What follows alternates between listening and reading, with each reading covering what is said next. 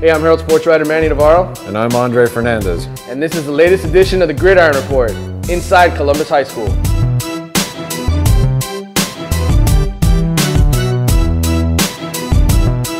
All right, Dre, so week 2 gets in the books. A lot of nip and tuck football games across the board. Central and Booker T. Washington lived up to the expectations. Yes, it did. 21-20, Booker T. prevails. Yeah, it was a great game. You know, the two teams that after 2 weeks on the road, they came back, clashed. You know, we were trying to find out how good these teams were. They're still pretty good. They're still a little flawed in certain areas, but I think with time, they're going to improve. You know, Booker T. on defense needed to get a little bit better. They stood tall at the end, made the big stop.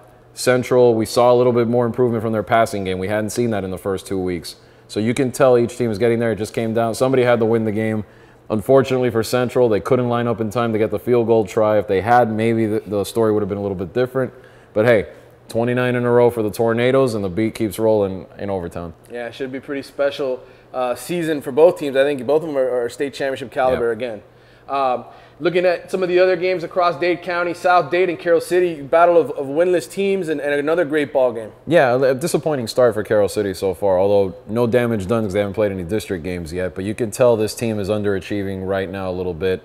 They ran the football well with Ron Ellington, but they need to get the passing game going a little bit better. But credit South Dade. This is a gutsy team that, as Coach Hudson said, it's still a work in progress, but they needed this victory, overtime game.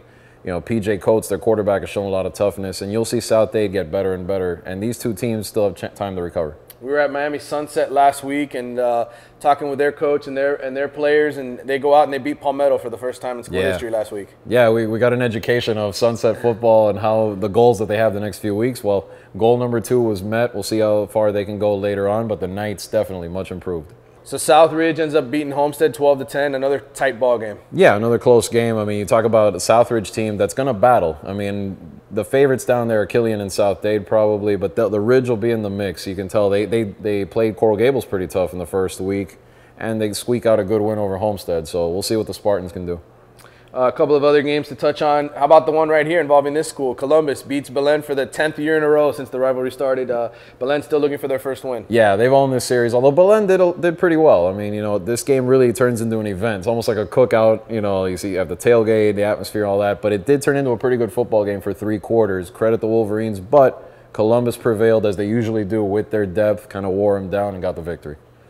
All right, in Broward County, we had some big games.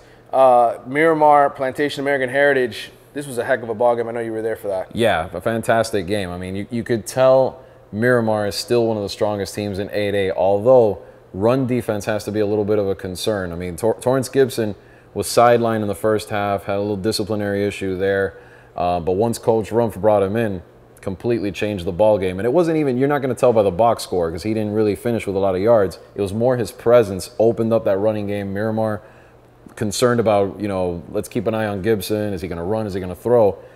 All of a sudden, Keyshawn Bryan was running crazy. The sophomore had 200 yards, most of it in the second half, and Heritage survives. I couldn't see them going 0-2, and they didn't. Hey, you called it. I picked Miramar to win that game. Didn't happen. The other game, I ended up getting wrong. I picked Deerfield Beach over Dillard, and Dillard ends up winning a big game up there. Yeah, I mean, Dillard, another team, you know, hasn't been a little bit underrated so far by a lot of us, and, you know, they've shown they're still a force in that district and could still come out of it. I mean, it's tough. They're going to have to deal with Hallandale, a very good Boynton Beach team, but the Panthers are still strong.